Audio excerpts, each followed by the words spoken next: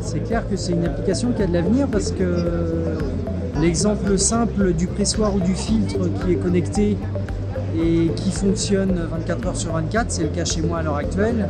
Je ne suis pas obligé de revenir 5 fois dans la nuit pour voir si c'est bien lavé, s'il a bien pressé, si le jus est bien sorti, si la cuve ne déborde pas. Donc c'est quelque chose qui a l'air très très intéressant et qui, je pense, est plein d'avenir.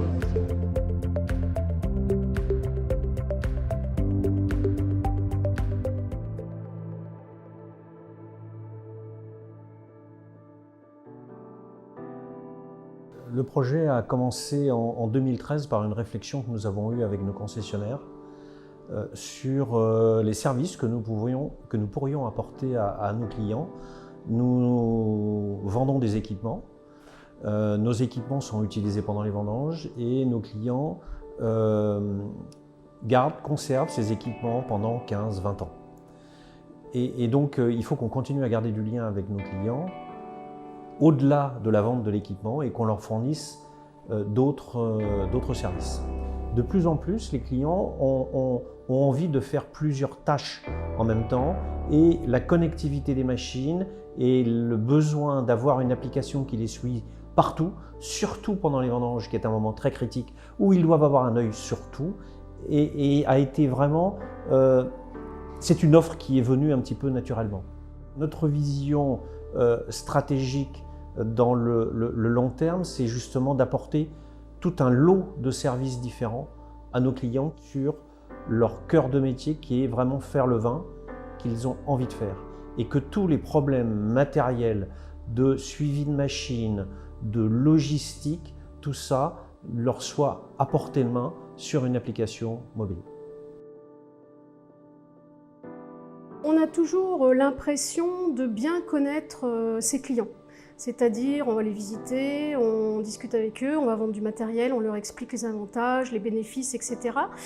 Ce qui est plus difficile à percevoir, c'est dans le quotidien, comment ils utilisent nos équipements, pourquoi ils les utilisent, de quelle façon ils les utilisent, qu'est-ce qui est vraiment très important pour eux dans la manipulation, les opérations, etc. On est passé par un professionnel, donc 6 degrés designer, et donc dans ce cas-là, on a pu, à partir d'un cahier des charges, bien établir les vrais besoins clients.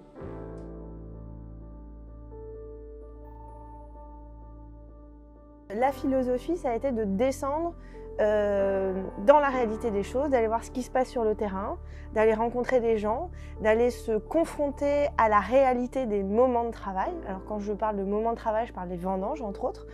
On est sur un secteur d'activité qui est vraiment étroitement lié au cycle des saisons et au cycle des différentes étapes à faire, enfin mettre en place dans le cadre de la production de vin en l'occurrence.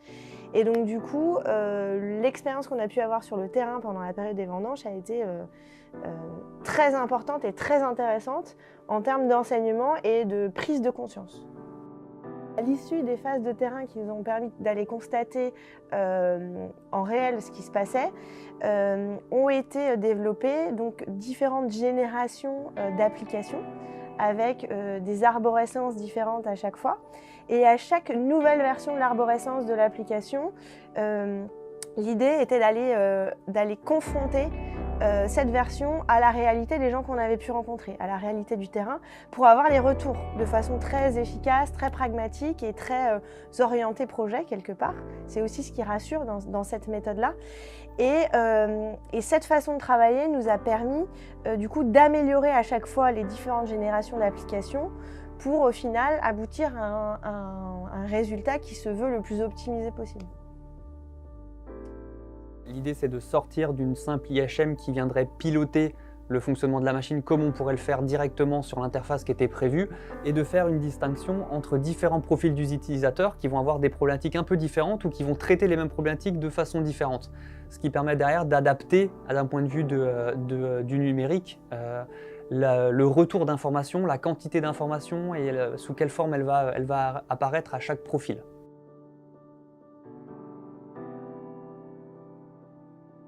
Ce pari, en fait, il se base sur une conviction. Cette conviction, c'est que aujourd'hui, un client, pendant 2-3 semaines de vendange, il récolte le fruit de son travail de l'année.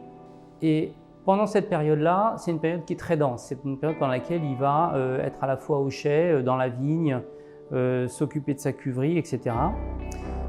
C'est-à-dire que tous les paramètres qu'on propose sur les pressoirs et qui se sont développés dans les années, c'est-à-dire le fait de maîtriser l'oxydation, de maîtriser le taux de bourbe, d'avoir un bon rendement, etc., qui sont des paramètres qui sont maintenant maîtrisables par l'opérateur grâce aux outils qu'on apporte. Ces paramètres-là, pour les maîtriser, il faut être présent et il faut avoir des outils pour ça. Et on est persuadé que l'outil de connectivité Winect qu'on propose va aider, va permettre d'améliorer, enfin en tout cas d'avoir cette maîtrise pour le vigneron, quoi.